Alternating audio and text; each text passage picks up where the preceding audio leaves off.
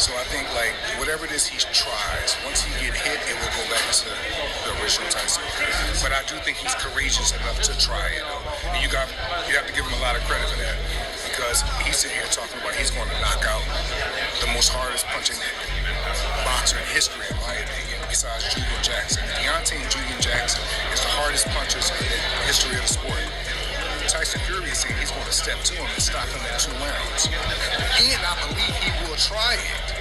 You know, anybody else would say that, like, he ain't stupid enough to try it. Well, sometimes Tyson, he will even admit himself, this is a little stupid, but I'm going to try it just to take a chance. He'll take a shot at greatness. But I think him coming forward to Deontay, in my humble opinion, is the closest thing to suicide, boxing-wise.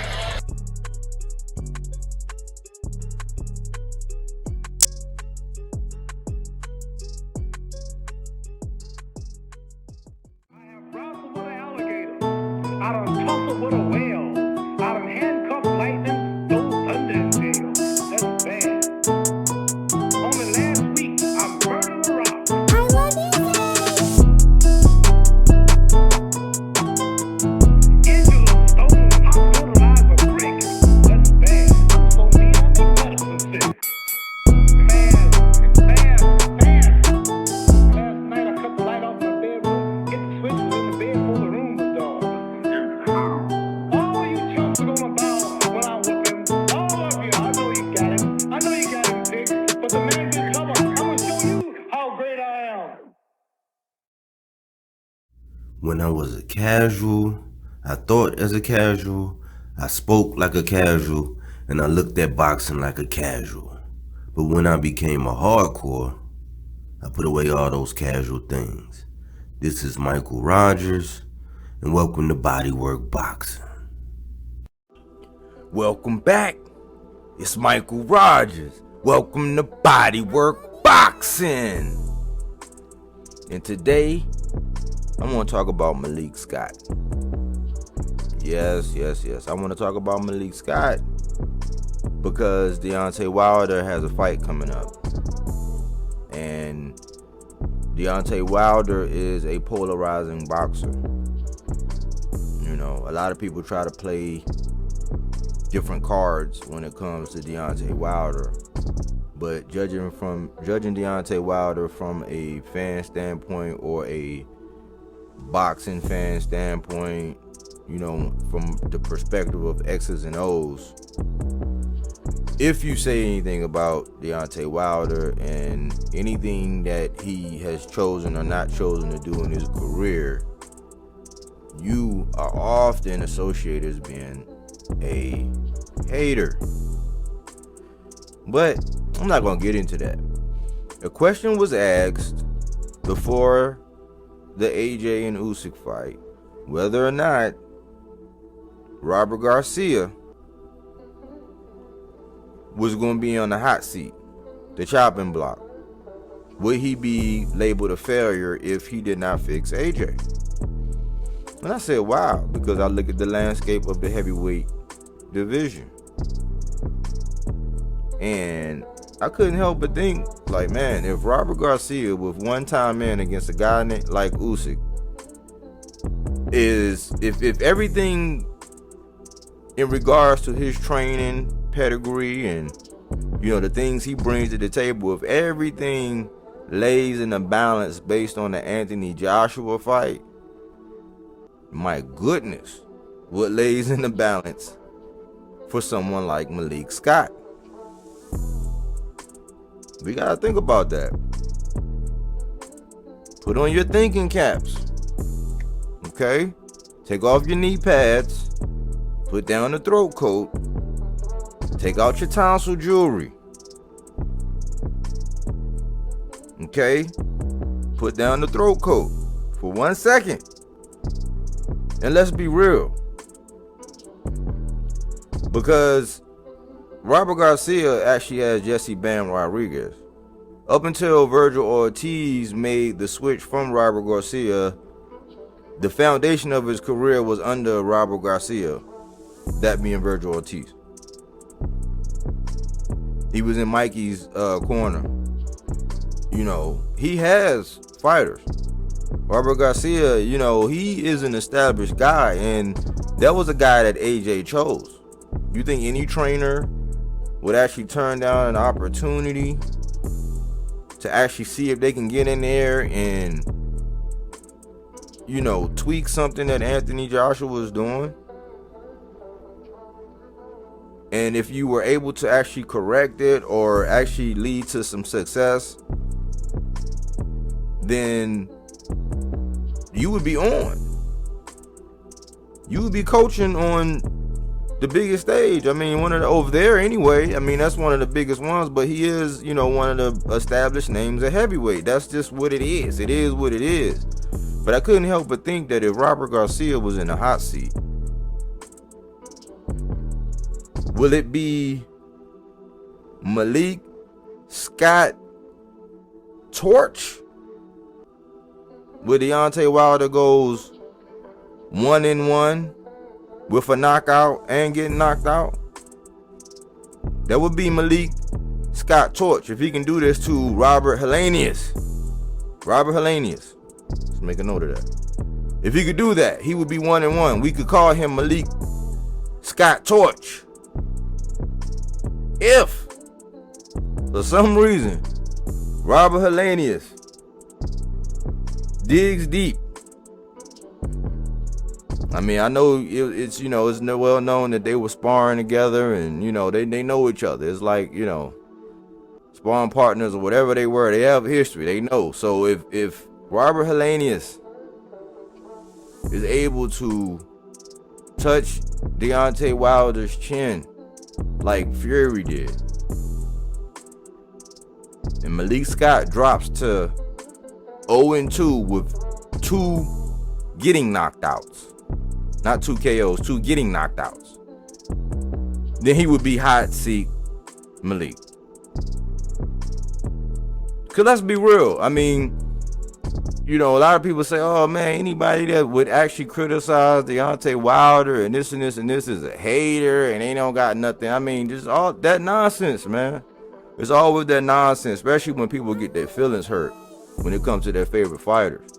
You just can't be real. There's a lot of narratives that have to get painted. You know, a lot of checks, you know, got to get cut. A lot of narratives must be articulated, echoed throughout YouTube by everybody saying the same dumbass thing all the time, and people just let stuff slide all the time. All the time. And the minute you point it out saying, hold on now, we rock with you now. We 80-20. I'm 80-20 with most people. 80% of the time I'm rocking with you. You got me. It's the 20%. It's the 20% of the bullshit that get put out here from everybody, from boxers, from media, from YouTube, all of it. It's the 20% that be like, man, how we gonna let that go? Because if we gonna get on Robert Garcia and we gonna put him under scrutiny and we gonna put a magnifying glass down on him, we gonna have to do it with Malik Scott. Because I ain't no genius, man, but one of the highest decorated boxers in U.S. amateur history, and Mark BRELAND, was fired, and it was celebrated. After it was at least 42 victories and a draw. He got fired. He didn't have anything to do with Deontay Wilder's success. He didn't. It wasn't his. It was all his fault. So he gets fired, and then a guy that you knock out, you choose to hire a guy who you knocked out to train you. This is like, let's just give a hypothetical. Let's just say that Sean Porter went into training, right? And Bud say, hey, you know what? BOMACS, he been slipping. He coming in the gym late. You know, he got grease stains on his t-shirt when he come in. He got sloppy Joe on his turtleneck.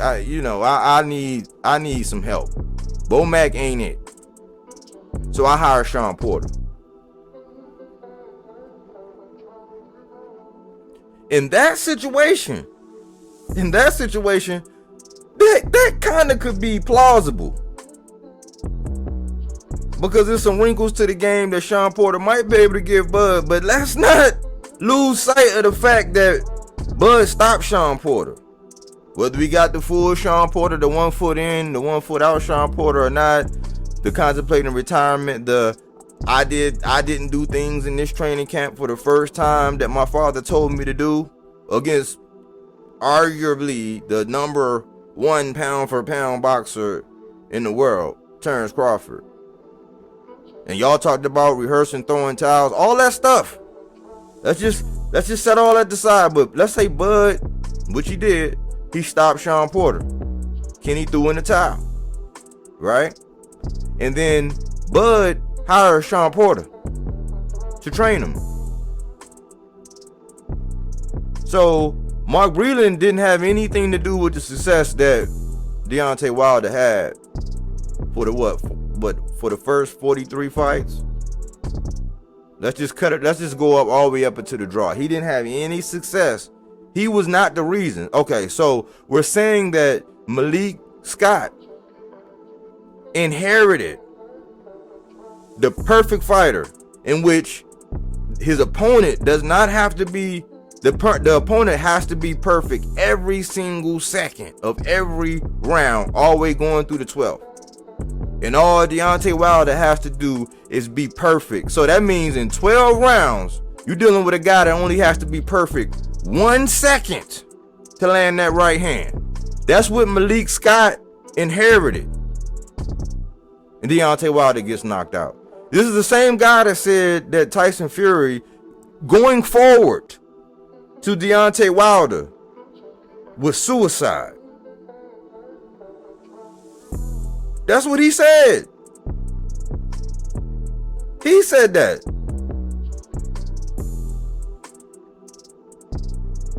And Tyson Fury was able to get rid of Deontay Wilder. I'm not sure. Like, am I hating on? Am I pointing out? Or am I being Captain Obvious? I mean, we not gonna pay any attention to that. So if Robert Helenius knocks or wobbles or hurt, if Deontay Wilder, especially since this is a soft touch, because I ain't want to play that video where they was basically saying they want a soft touch, they didn't want anybody hard. I'm talking about Malik Scott said this. I'm not talking about his fans who get all emotional and talk about slapping people on the internet for, you know, just talking. And I guess when it's offensive, when you see the truth is offensive. So they want to bring violence to conversations and talking about getting people slapped. You know, hey, I would say good luck with that, man. That bully role, sometimes, man, hey, I don't know if bullies can't bully bullets. That bully role, man, especially when it's all about talking some bullshit about boxing, right? That's all we really doing, right? But I digress. Malik Scott, man. Hot seat Malik. I'm putting this man in the hot seat, man. You inherited a man who only has to be perfect for 1 second of 1 round to land that 1 right hand in this good night Irene, because he did it to so many people. He did it to so many people where he was losing. He just had to be perfect for 1 second of 1 round. With newsflash, he got stopped. So the philosophy and all this, and we know he loved Wilder, man. I was gonna play the video how many times he said he loved Wilder, man. I don't even know if I even say that too. Well, I ain't gonna say that. But we know he loves some Wilder. Their bond and their bond and what me and Deontay, what we have, see what me and Deontay have, we have a different kind of love. Okay, I hope this love and the strategy and all that and philosophically, I mean, it sounds good.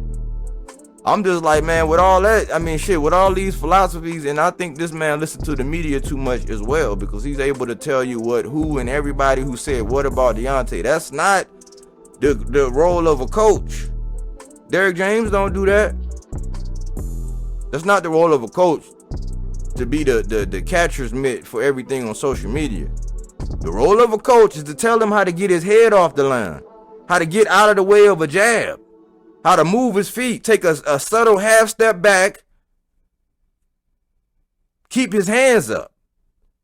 A coach will teach a guy that only has to be perfect one time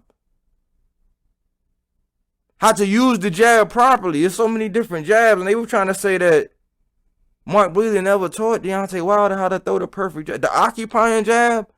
If Deontay Wilder had an occupying jab to where if it was efficient enough to where he could just occupy you with that motherfucker, he could just, if he could just occupy you with that to where it's effective to where you got to start worrying about that, and then he brings out the right hand, that would be something to admire. But inheriting a perfect fighter who only has to be perfect 1 second, in 1 second of a 12-round fight, just have to be perfect one time for you to inherit that. If this man go in there and get his ass knocked out by Helenius, man, this man need to be fired. Because the seat is hot. And I would love to know, man. I mean, it is what it is, man. We would be looking at Bud like, you fool, you knocked Sean Porter out. Even though, because of Sean Porter and his resume and what he was able to do in the sport, even though some people might be able to justify, I would not justify firing arguably one of the greatest U.S. amateurs in boxing to hire somebody that you knocked out. Yikes.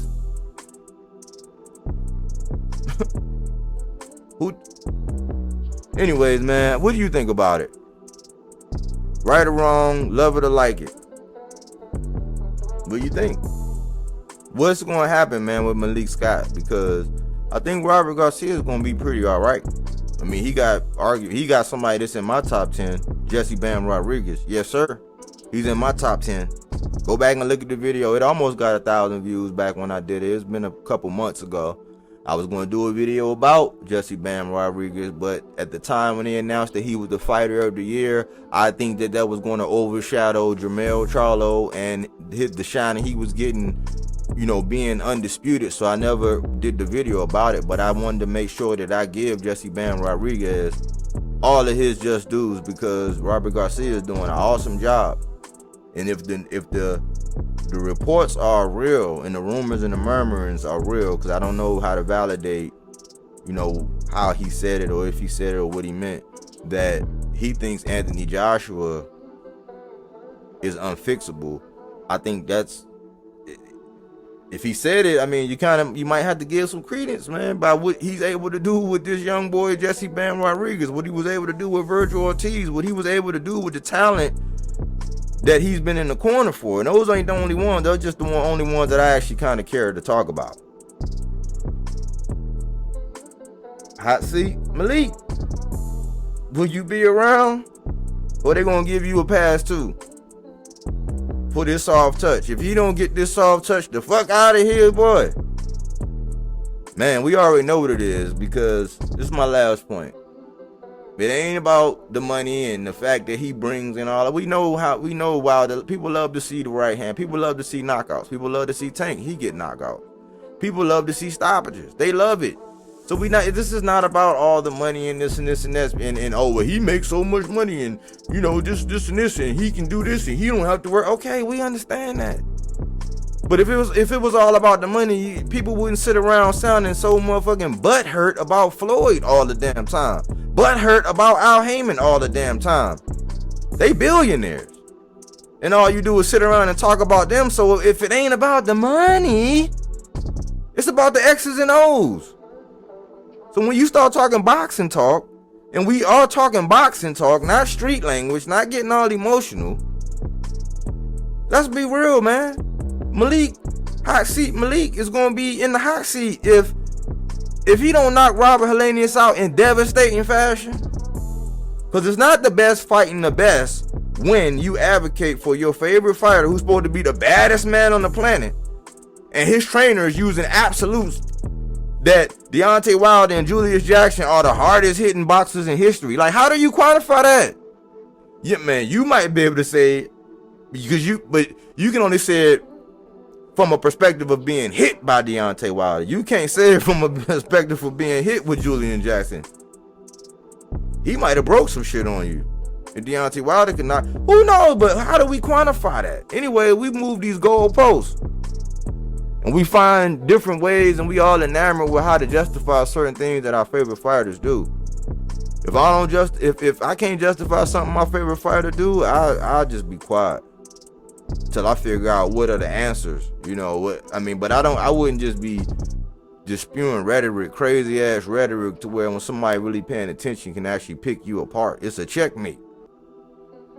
To where whenever it's being brought up, you just want to take your ball and just go home or get violent. I hope Deontay Wilder get violent in that ring though, with Robert Helenius, the soft touch. The soft touch, just like Loma coming back for a soft touch, Wilder coming back for a soft touch. Shit, Devin Haney about to rematch. He signed up to do it twice, but he about to fight a bum. Man, everybody should eat. Everybody should eat, B. Everybody should eat. Thanks for tuning in here at BodyWorkBoxing, where we don't take things for face value. We do that body work.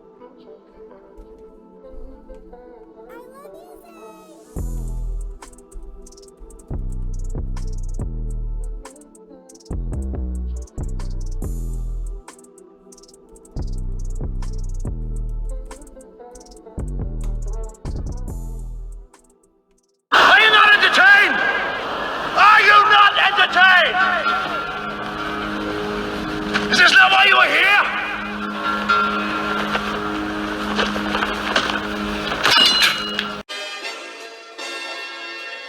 My word, and I do what I do. He knows what I'm about to tell him right now. It's Mr. Keep running your mouth. That's what I do. I just feel like I'm the champ, and at the end of the day, I'm just a fighting motherfucker. It doesn't matter. Inside, outside, I can just fight. So I just feel like if it gets down to the wire, and we gotta lock it up, I'm out on top. Hey, look, as you can see how I'm looking, I stay solid. I'm always solid. I stay fucked solid up, man. You know what I'm saying? To the fans that know. You jump outside the ring in the fighter, like I said before, ain't no safety on the clock, so